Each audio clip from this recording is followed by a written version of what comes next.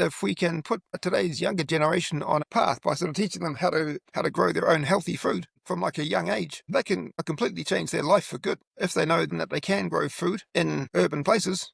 And if you give them the skills to do that, can sort of basically change their life. And one of the big things that I found out personally was that on the sowing seeds, it takes more physical dexterity to brush your teeth with a toothbrush than it does to actually like drop seeds into soil. So if you can brush your teeth, you can grow food. It's that simple, really. That's such a great line.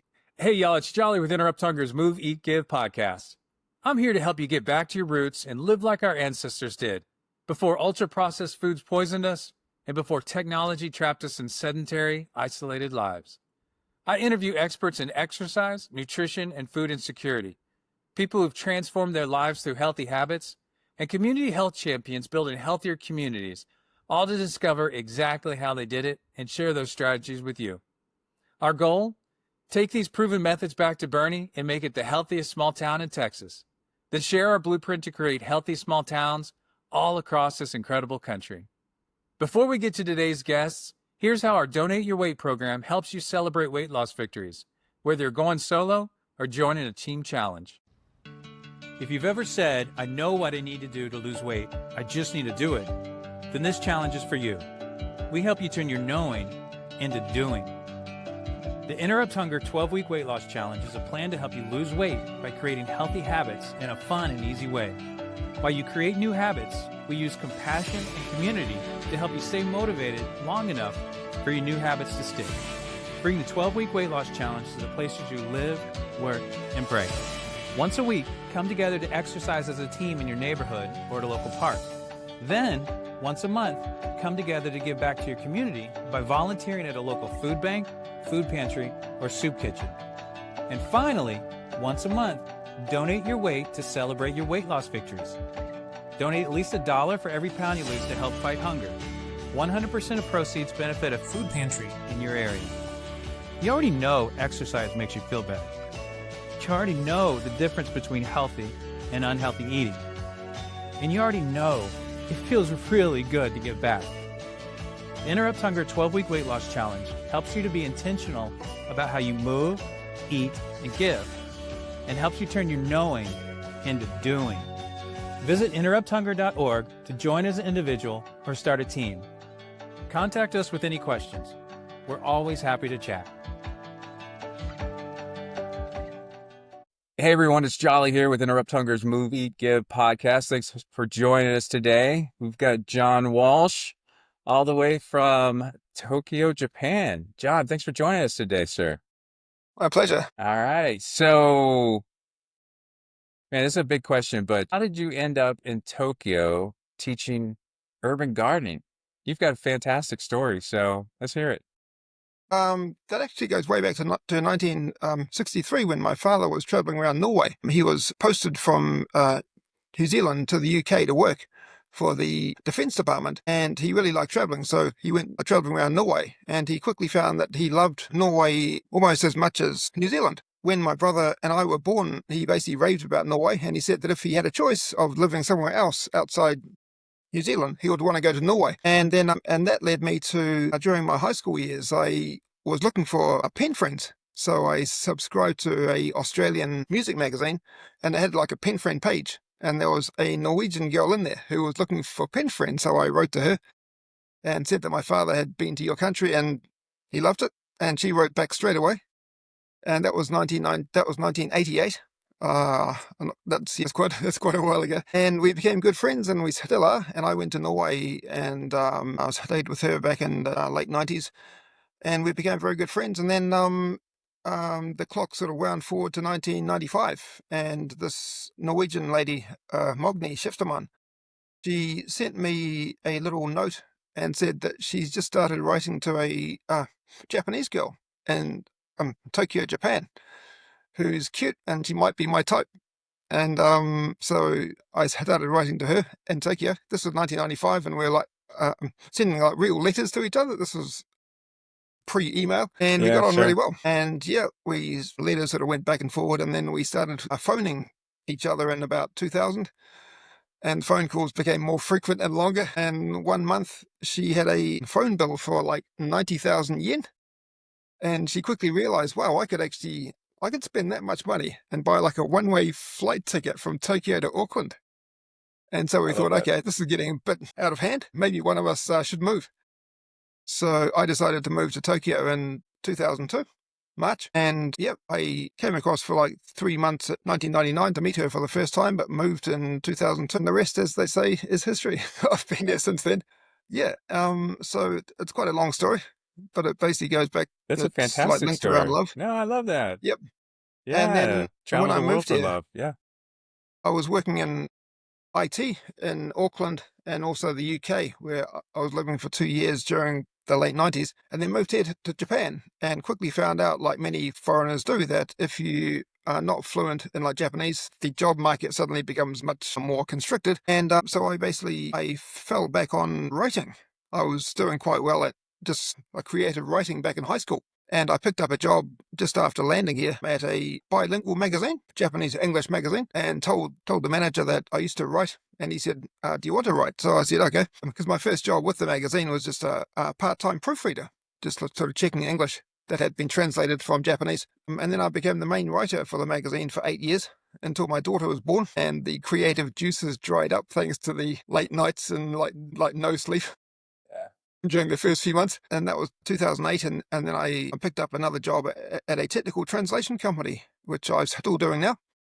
But the big change happened in 2011 when the Tohoku earthquake hit up north in Japan. There was a tsunami first, triggered by a size 9 earthquake, which was the largest size earthquake to hit Japan in 1,000 years. I think there was about 20,000 people died. It was just huge. Gosh. Absolutely huge. And most of the people died. They were basically washed away by the wave when it came in. Yeah, because I think there was like 30 minutes or so from when the earthquake struck off the northeast coast of Japan until when the tsunami hit the coast and the wave went right inland. I think, don't quote me, maybe 2 kilometers inland. It was huge. Oh my gosh. Wow. Scary. Yeah, and my wife's relatives live up there. And one of them, she said that the wave came within about 3 houses off her front door. Just huge. Yeah, and that earthquake happened about 3 weeks after a massive earthquake hit Christchurch in New Zealand, where I come from, down the South Island. And those 2 quakes just made me, it sort of completely turned what I think about food on its head. And like most people, I've spent most of my adult life just going to shops and buying food when I need it, which I didn't really realize until I thought about it, how fragile that supply chains are and how little choice that being a food consumer gives us. And so when the 2 earthquakes hit, I basically sort of realized that if a massive earthquake hit Tokyo like tomorrow, or it could hit tonight, who knows? And if like lots of local supermarkets got destroyed and roads got blocked by collapsed buildings, where would food come from? Because I basically thought that trucks carrying food from the countryside would not be able to navigate down roads full of rubble. And my wife and I at that point had a 3-year-old daughter. And I just thought that one of the worst things for a loving parent would be to have a child who was calling out for food and for water. And I thought, I've got to do something about this, because when I was watching the news about the aftermath of the Tohoku earthquake up north, there was 1 or 2 towns up there that had just been completely wiped off the map. It looked like they had been hit by atom bombs. There was just like nothing left. And I thought, that's what happened. That's what happened then. And that was only 14 years ago. That wasn't ancient history. Yeah. That wasn't last century. That was this century in this country. So it was totally relevant. And I thought, right, I've got to change how I get food. I've got to change how my family accesses food. And I thought, okay, probably the best idea would be to actually have a food source at home. So I bought a flower pot, bought a little bag of soil and some seeds, like these ones here, little baby leaf seeds, and looked up the internet and found how to sow seeds, which is pretty easy. And then within a month, I had a spinach plant, and I was like, this is pretty cool. This is really cool stuff. It is cool. I kind of I felt know. like I just worked some magic, like something out of Disneyland, And then I thought, okay, well, that worked, so I'm going to try it more. So I bought some more pots, bought some more soil, bought a few different kinds of seeds, and then within a few months, I had a little herb and vegetable back garden growing out of pots. And I kind of quite impressed myself by that. And then my wife said, oh, there's lots of community gardens around town. Why don't you apply to rent a plot in a local community garden where her father had shown her how to grow food when she was a girl. So I thought, okay, let's try that. So I did, and I won a community garden plot, which was 15 square meters, which is only just a little bit wider than a standard car park. And at that time, it was only like 5,000 yen to rent 15 square meters for 10 months from March when the local gardens open until January 31st the following year when they close for 2 months. And that cost about 35 US dollars, I guess, to rent like 15 square meters for 10 months. For the whole season. Yep. Wow. And in that first year, in 2012, I grew like 1,500 tomatoes. I grew about 60 lettuces, hundreds of cucumbers, radishes, leaves, herbs, you name it. And I was just blown away, just totally blown away by how productive a tiny little plot of soil can be. And I was actually giving food to the neighbors and taking it to workmates, and so was my wife. So in my first year of urban farming, I became a producer in Tokyo. And that was pretty shocking too, because this city is basically covered in concrete. There's not many green spaces around. Parks are far and few between. And it was amazing. And I wasn't really thinking about what I had done. It was more about what I could do in partnership with Mother Nature to grow food in the city. And that sparked everything. And I took my 4-year-old daughter to the local garden one day and dropped some seeds in her hand and showed her how to sow them. And she picked it up in about 30 seconds. And she's known since then how to grow food. And when I did that, I thought, wow, I've just taught a child how to grow food. Maybe I could teach other children. And I love that. many Westerners, when they move to Japan, their first choice of job is teaching English, because most Westerners, when they come here, can't speak Japanese. I didn't want to do that. So I thought, okay, maybe I could get into teaching, which I had no experience of, at schools and teach children how to grow food. So I got in touch with a local international school run by a Californian guy who I had written an article about for the magazine that I used to work for prior. And I asked him, does your school grow food? And he said, no, but we're interested. Do you want to come in? So I went into his school and met the deputy principal. And I had a whole lot of photos of the different vegetables I had been growing in my first year at my community garden, covered his desk with them. And he said, can you teach for us? And I was like, that wasn't my plan, because my plan was to basically say, right, I can set up 10 planter boxes at your school and sow seeds in them. That was my offer, not to teach, but just to start growing food there.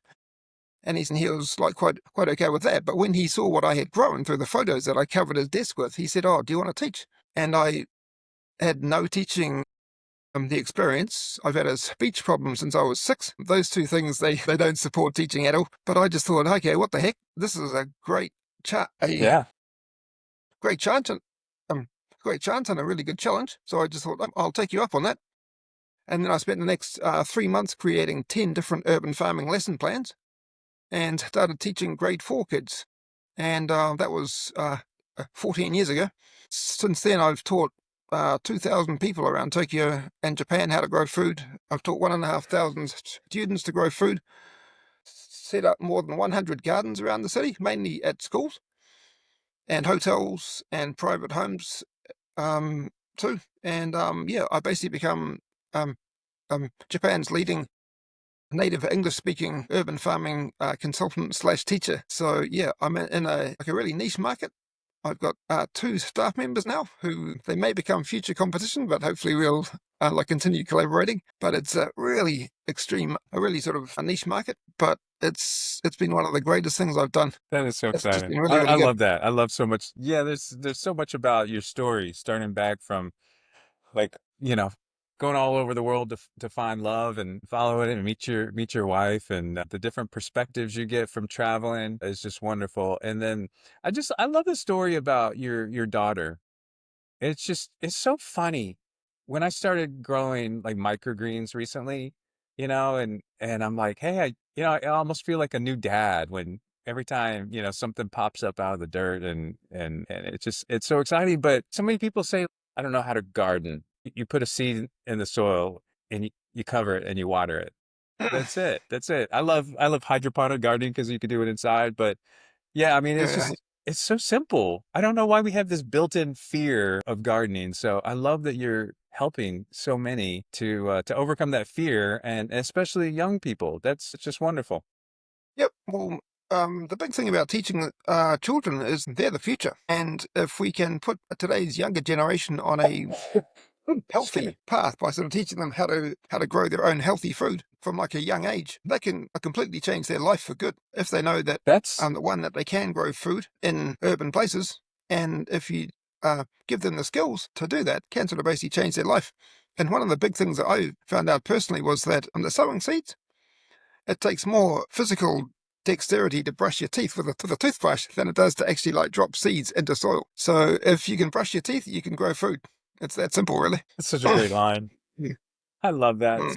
So I came across you like San Antonio to Tokyo. That's quite a ways, and we have some really neat urban gardeners in the States. They're popping up all over the place, and they're passionate, and they're sharing their knowledge and getting and other people involved, and it's just community building. But the way I first found you, so in the States we have 42% obesity rate, and in Japan it's 4%. Yes. And so I started digging into like school lunches, and Japan is really held up as having the healthiest school lunches. Yeah, any place I could find. There's a law in Japan that says if a school has 500 kids or more, there has to be an on-site dietitian. If it's less than 500 students, they could share the dietitian with three smaller schools. Yep. The Japanese are so focused on healthy living, and there's a lot that comes from that. But you've been there for a while. If you could shed some light on this focus on healthy living in the Japanese society. Healthy living. Okay. Well, yeah. It basically comes down partly to where people live. I think, like in like most countries, urbanites tend to rely more on like public transport, whereas if you're living further out, you're sort of more likely to have a car. Here in Japan, though, read sort of quite recently that a school lunch program here in Japan was started by the government post-war. I think it was around sort of 1946, maybe 1947, and the government basically came up with a nationwide policy to provide school lunches for all children right throughout Japan at their schools. And so, like you mentioned about the dietitians, their job's to sort of basically create balanced meals for the kids. And those meals sort of comprise things like milk, fish, rice, and vegetables. So that there's like a mix. And students are taught how to serve the food. I don't think they're taught how to cook when they're younger, but they're taught how to serve the food. And um, um, all Japanese elementary schools, they have like gardening teachers that teach all students in, I think it's grade 2, how to grow tomatoes, sunflowers, and morning glory flowers. And so both my kids, they've been through Japanese elementary schools, and they both come back with a tomato plant growing in a little plastic box. And Oh, their summer holiday projects to basically like keep that going throughout summer and grow some tomatoes. But they're all taught how to grow food, and they're all taught how to serve food to their classmates and put the food on plates too, I believe. So there's a much wider, broad-based um, awareness of healthy food that starts at a very young age here in Japan. The diet here has a huge role to play in this 4% the obesity statistic that you mentioned. And I was doing some research about this whole thing today, triggered by your podcast, because I wanted to basically find out what's going on here. Because when I walk around Tokyo, and this it's got about 15 million people during the day. It's huge. And when I walk around Tokyo, I work in like one of the busiest parts here. I would be lucky to see one overweight person in 3 months. That's wow, amazing. Absolutely incredible. that is amazing. Everyone's slim, and it's partly due to diet, and it's partly due to basically that Tokyo's got a really good public transportation system, and many people just don't need cars. And if you don't need a car, then you're likely to get around by bike and train. And if you're taking trains, you're going to be walking up and down subway stairs, multiple times a day, and you're probably going to be riding your bike from your home to the local train station, and then walking from the local bike park to the train station, and then walking downstairs to the train, catching the train, then walking upstairs, and then walking from your exit train station to either school or work. So there's basically walking every single day for most people here, and a pretty good diet that that's comprised of usually natural and low-fat food, lots of green tea, which is really healthy stuff. And also, one big factor that I found about why people here are so slim is basically like smaller serving sizes, and often served on smaller plates. And I think that if you serve food on smaller plates, you automatically cut down how much people eat, right? And I think that's Right. Yeah. like a pretty good trick that parents can use to cut down how much food that they eat and their family eats too, just by serving like dinner and lunch on like smaller plates. Yep. So there's those factors there. Um, Also, Buddhism has a big part to play in like Japanese diet too, because apparently there's a Buddhist concept that you should stop eating when you are 80% full. Okay, you should I've heard uh, that. s- stop eating when you're 80% full, and that's apparently because it apparently takes the brain about 20 minutes to realize that the stomach has become full. So if you stop eating when you're like about 80% full, you'll give your mind time to register that your stomach's full, and then you're not likely to overeat, right? It's pretty simple stuff. Yeah. Yeah. Yeah. So, But yeah, everything just blends together though, and it creates a healthy environment yeah. And I around find that everyone, personally too, a because community. yeah, that if I want to have something after dinner, like a cake or a biscuit or like something like that, I've personally found that the best time to have it is straight after I finish dinner. And it's for the reason that I mentioned, because if I eat a snack straight after I finish dinner, my stomach doesn't register that I'm full. And I think, that I've still got space to eat something else, which is like pretty dangerous stuff. And I think that the best idea is to basically wait maybe half an hour until after you've finished dinner, and then see whether you want to have a snack. And you're most likely not going to be so keen to have a snack if you wait about 30 minutes after dinner. But if you snack straight after you finish dinner, you'll probably gain weight. Yeah. Sure. Sure. Those are all good. Oh, thanks for shedding light on that. That makes it makes sense. The environment's been built around to create a healthy environment. So I love that. Thanks. All right. So let's get back to one of your passions in life, container gardens. Oh, yeah. You've helped people build all kind of beautiful container gardens to help feed themselves and their family, like wall units and hanging units and containers and all stuff. So like if you could design like the perfect balcony garden for someone with a small place to grow, how would you do it? What would you tell them? Okay, the first thing is to just to find out which way the balcony is facing. If it's south facing, that'll be good. But if you're living on the dark side of a like the apartment block or something like that, and you just have shade, then you'll be quite limited in terms of like what kind of plants can be grown. But if you live on the sunny side, you're lucky. So the key points to setting up the effective balcony gardens. Number one, find out where the sun shines and put most of your plants there. So that might be down the right-hand end, it might be down the left-hand end, who knows? Yeah, so basically just find out the part of your balcony where the sun shines most. Then you'll probably have a outer wall which will block the sun, if it's a solid wall as opposed to like a fence, like a mesh fence. Yeah.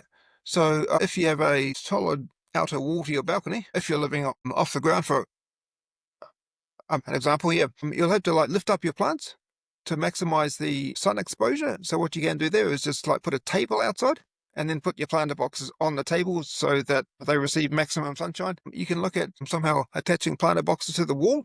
There's different ways that can be done. What I do personally out here is I've taken a kit set stainless steel shelving rack, quite similar to the one just behind your left shoulder, and I've taken that outside to my balcony and then put planter boxes on it, just like you've got right there. Yeah, I just have I put planter boxes on the shelves, and I've moved the shelving cabinet to the balcony, which gets like about 4 or 5 hours direct sunshine per day. Um, And that's enough. that works. Yeah. So sunshine or lack of it basically plays a big factor behind what you can grow. And plants that grow fruit, like tomatoes, cucumbers, peppers, that kind of thing, those plants need maximum sunshine because those plants need so much energy to produce the fruit.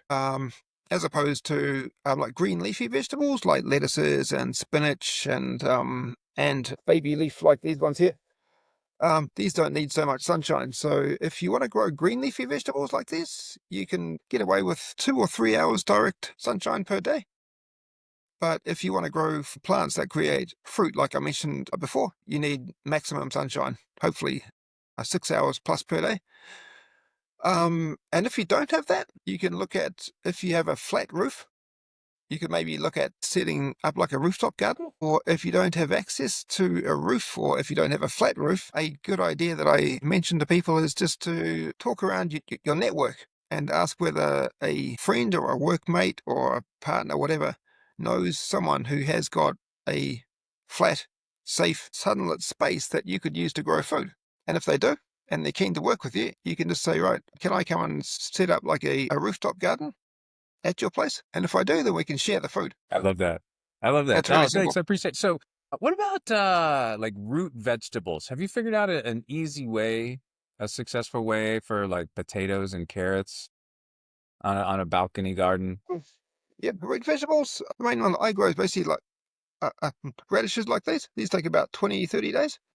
They're quite small, but potatoes, you can grow those in a uh, bucket or like a planter bag, like a fabric bag with handles. You just sort of put soil in them and then get what's called seeding potatoes, which are basically like cut potatoes where they've got the little sprouts coming out the top, and then just lay those on the soil and then gradually cover them as the sprouts grow. Carrots, yep, you just need to make sure that the soil's really, really fine, because carrots, when they grow down, if they hit like something hard like a rock, they'll grow around it. So to get straight carrots, you need very, very fine soil that doesn't contain rocks and twigs or other hard things like that. Yep, and you can grow carrots and potatoes and most root vegetables in large planter boxes in the ground, whatever. Yep. In fact, one of my bosses, he grew what's called a large Japanese radish. It's about a foot long in a Wow. stocking that he filled with soil, and he dropped one seed in it, and the radish basically grew down. It basically grew down inside this stocking, and he just basically hooked this stocking to the wall. So he didn't actually use a garden at all. He just used a stocking full of soil, and that worked apparently. It doesn't take much. You just look No, around no. and you could look in your recycling bin and see what you're going to throw away even and Yep. fill it with dirt. And Yep, I've actually got a lesson that I call like junkyard gardening, where I basically like show students that if you have a clean container, like a plastic coffee cup from the local convenience store, or like a ramen bowl or cup noodles, whatever, as long as you have a clean container that you can punch holes into to drain for water to drain out of, you can grow food. I love this. Yeah. And it's so cheap. So we basically, Yeah, I remember talking to you about the cost of buying yep, a tomato at the store versus a pack of seeds. yes, um that's like so one of the big benefits about growing your own food. I've normally grow about more than 1,000 mini tomatoes per year, just from about 6 or 8 mini tomato plants that I buy for about 200 yen, which is probably maybe about less than $1. And one plant, one tomato, um, one mini tomato plant, found sort of typically produces about 150, maybe 180 tomatoes. So the price per tomato goes down to like about 1 yen, that's basically free. Compared to if I buy a carton of 12 tomatoes from the supermarket, that costs about 200 yen. And that's about the price of a tomato plant that could grow 1,600 or 1,800 tomatoes. So the value of growing your own food is massive. And you'll Yeah, have it's no incredible. plastic packaging, no transportation, no trash, and it'll taste fantastic, providing you don't use chemicals, and it'll be local, and you can pick it when you want. So it'll be hyper fresh food. And Yeah, one that's more point beautiful. about that, That's beautiful. Everybody's like complaining. about the Yeah. yeah. one more point about local food. When you pick it yourself, it's going to have maximum freshness plus nutrients. Because like you probably know, nutrient content of food drops by the day after they get picked. So if you're eating lettuce that you bought from your local supermarket that was picked maybe 3 days ago, maybe 4 days ago, and stored and then trucked to where you live, to your local supermarket, the nutrient content of that food's going to be significantly less than if you grow it and pick it yourself locally, where the nutrient content's going to be maximum and it's going to be super fresh. So where you grow the food and how quickly you can consume it after you pick it is going to have a big, that will greatly affect your nutrient intake, basically.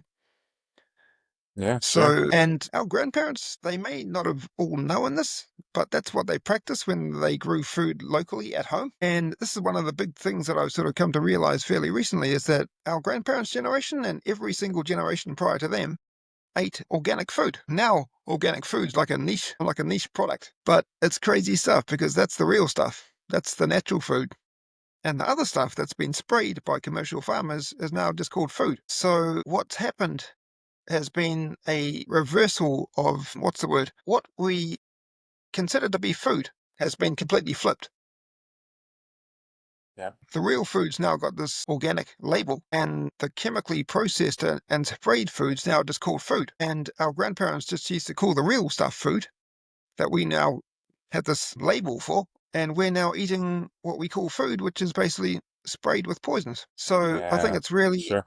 key to realize what's happening with the vocabulary behind food and realize that the real stuff doesn't need the labels and that the poison stuff should have the labels so that we can more simply and more clearly realize what we should be eating and what we should not be eating. Wouldn't that be great? List of along with a list of ingredients. Like here's the chemicals that were used in growing something, but the expensive stuff we call organic now. I love that. I love your point. Our grandparents used to just call it food, and it was a lot cheaper. So I got two more questions for you. Uh, I didn't want to let you get away without these. I want you to talk about your food havens. Yeah. Because when we encourage people to grow food in their backyard, at school gardens or at work gardens, I really strongly encourage them to take a portion of that and turn it into a donation garden to Yep. help our neighbors who struggle with food insecurity and hunger.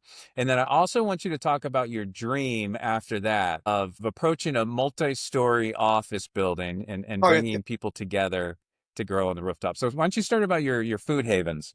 Okay. Okay. Uh, uh, the food havens is a strategy that I came up with in like 2013. The concept behind this strategy can sort of basically be summed up in 4 words: grow some, give some. And what I basically do is I contact schools that I work with and I ask them, right, after we've set up some gardens for you and I've started teaching your students to grow food at school, can we donate some of that food to the local food bank? And by some, I'm talking maybe like 10%, or like if they have like ground gardens, which may be like 10 square meters, then I'd say, okay, why don't we allocate maybe 1 square meter, call it a donation garden, and basically say that whatever the kids grow in their donation garden is going to be donated either to like a food bank, a community support group, that kind of thing.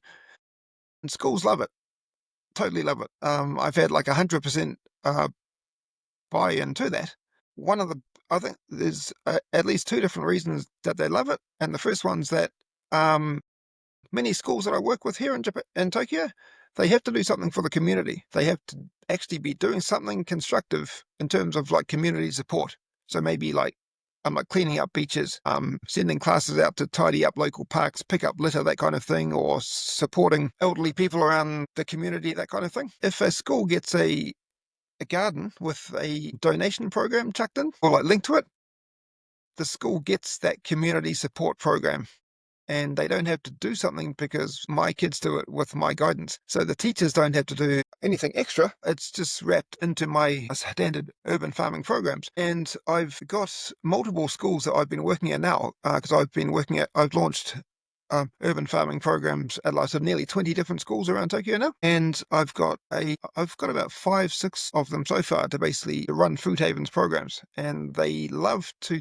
donate food at the end of the season, usually late spring, and I get the kids to pick to basically harvest food. We put it into large bags, and then we take it across town by train to the food bank, and we get the food bank staff to put out a big table outside their office, and the kids lay the food on it, and then we get some photos that the schools can use to promote their community support the activities. The schools win. The food banks get free student-grown fresh food for nothing. Most of the food that the food banks here get are processed in cans, bottles, packages, you name it, and often full of chemicals. I want to basically start my own movement of getting schools and companies to set up gardens and at school and work, and get them all to join into my Food Havens strategy, where they grow some and then give some. And the plan is to basically flood local food banks with fresh student and office worker grown food, all like within Tokyo. So we'll be helping to cut out the farmers and basically do it all ourselves in Tokyo, and use whatever sunlit space we can find. For example, the rooftops of office blocks. Schools have lots of sunlit space they can use to start gardens. And the kids at schools specifically, they learn that what they're doing is not for them. It's to my kids that are basically get told that they'll be growing food not for them, but for people within the community that have greater need than they do. So we're basically helping students to put food on plates for people who need it more than they do. So that makes them stop looking inwards so much and basically completely change their focus to looking outwards. And those students come to realize the power of urban food and what they can do to help change other people's lives by growing food at school and donating some of it to people that have greater need. And that links directly to your second point about the office rooftop garden plan. And that's can sort of be summarized basically as, if there's like a 10-story office block that's got a safe, the accessible rooftop, another plan would be for someone like me to basically contact each company within that building and ask them whether they would like to have some staff participate in a shared rooftop garden. So if all 10 companies want to participate, they would send some staff to the rooftop, and I would help them to build raised gardens. So the ground floor building might get the left-hand corner, the second floor company might get the other corner. So they'll all get their own garden, and they'll all learn how to grow their own food. And the beauty about this strategy is that there would be multiple gardens managed by different companies now within the same office block, and they would start communicating by default because they're all doing the same thing, growing food, and they would talk by default. And for example, if there was one garden where they were growing lots of like tomatoes, and staff from one of the other floors who wanted to grow tomatoes, they could just walk over there to the first garden and say, hey, show us how to grow your tomatoes, and vice versa. So staff who wanted to know how to grow herbs could just go and find one of the other gardens where they're growing herbs and ask them, can you teach us? And then you'd start to get people sharing food. And when people start sharing food, they start talking and communicating and building trust. And then you've got community starting right there, starting from seeds on a urban rooftop. And one more benefit about this kind of garden is that here in Japan we get lots of earthquakes, basically like daily, but we don't feel most of them. And I thought for years that if there's a massive earthquake, and if you know people and they trust you and you trust them, you're going to be much more likely to want to help them, and they will be much more likely to want to help you, as opposed to if you don't know your neighbors or you don't know other people working within the building that you do. So gardens can build up trust and relationships and friendships, and the more people that we know and trust, that means the more people who we can potentially help, and who can potentially help us if we need help. And that all starts from sowing seeds and sharing the skills and sharing food too. So that's my This is plan, beautiful. to basically to build my first shared office rooftop garden this year, and then promote that as widely as possible through social media and spread the concept worldwide and see what happens. I just love that. one of my goals. I think we can definitely bring in. Excuse me. I think we have to bring back the idea of victory gardens at the by the end of World War II. I love telling people 40% of all the produce grown in America by 1943, 1944 came from backyard and community gardens. Everybody was gardening. You see pictures of how healthy and how happy everybody used to look, and everybody knows that our communities used to be, we were so much better at building communities. We were so much friendlier with people. We cared about other people more. All starts with planting a seed, John. You got a beautiful heart, man. I just love what you're doing. I love how you see the world. I love how you see the soil and the people around you. You're making a huge difference, and making the community around you much better and the people around you better. Thanks, yeah. So tell me, how can people get a hold of you and learn more about what you're doing? Look me up on Facebook, Jon Walsh. That's Jon. I'm on LinkedIn. Yep, that's the best way to contact me. Yep, just directly through Facebook's probably the best way. Yep, yep. And one final point, I think that, and probably one of the simplest ways that ordinary people can make a difference is to basically learn how to grow food and then share those skills. So basically, sort of teach other people how to grow food and try to sort of motivate them to. Because it's one thing to learn how to grow food, but you've got to have motivation to actually start sowing seeds. And I think that the more people like us who know how to grow food and can motivate other people to do the same, we will basically spread the good news about growing food as widely as possible. And that's going to have a huge impact. Couldn't agree more. Well said. Well said. John, this has been wonderful. Thank you so much for taking some time with us today and sharing your love of plants and community.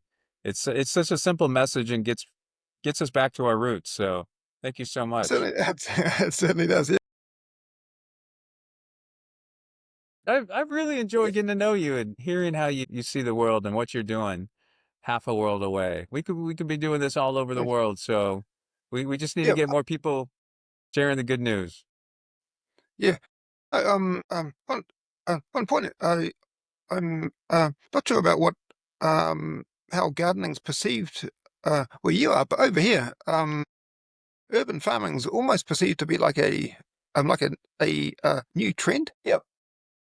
Which it's not. It's not at all. Growing food locally has been what people have been doing for centuries. So there's nothing new about it. It's just that what I think's happened is that the majority of people who live in large cities were basically like never taught how to grow food. These last two generations, Yeah. our grandparents' generation was probably the last generation who had the majority of people who knew how to grow food. And that was largely because most people grew food at home. And the kids Hey. and many kids spent lots of time sort of running around gardens that their parents were keeping. But I found that these youngest two generations, these skills just haven't been passed down. And it's partly because food is so simple to get these days in certain places, especially Tokyo. There's no shortage here. There's just so much food that people can purchase from supermarkets. Yep. There's no such thing as a food desert over here. No such thing at all. So we're sort of pretty lucky. But I've found that the older generation here, basically the ones who lived through the war and were born just afterwards, they're basically like the last generation who the majority of them know how to grow healthy food. So we're losing some really valuable skills, but it's very simple to pass them on, I think. And you're doing it, which is Yep. great. There's Starting a lot young. of people like us who are doing it, but it's so important just to pass on skills about how to grow food and try to sort of get rid of the misconception that many people have that it's difficult or I can't grow food or whatever I try to grow food dies. There's many simple ways around that. And one of them's Yeah. simply that some people just sort of put too much soil on top of the seeds when they sow the seeds, when you know that you just need like no more than 1 centimeter of soil should go on top of your seeds. That will fix many problems. Wise Yeah, words. Trial and error. All right. Well, exactly. this Yeah, has yeah, been yeah, yeah. wonderful, John. I really want to stay in touch with you. So like every once in a while, I'd love to like set up another virtual call and just check Oh, in yeah, on your progress and how food great. havens are going. And I really want to hear next time you get one of those rooftop gardens going in an office. Thanks so much for listening.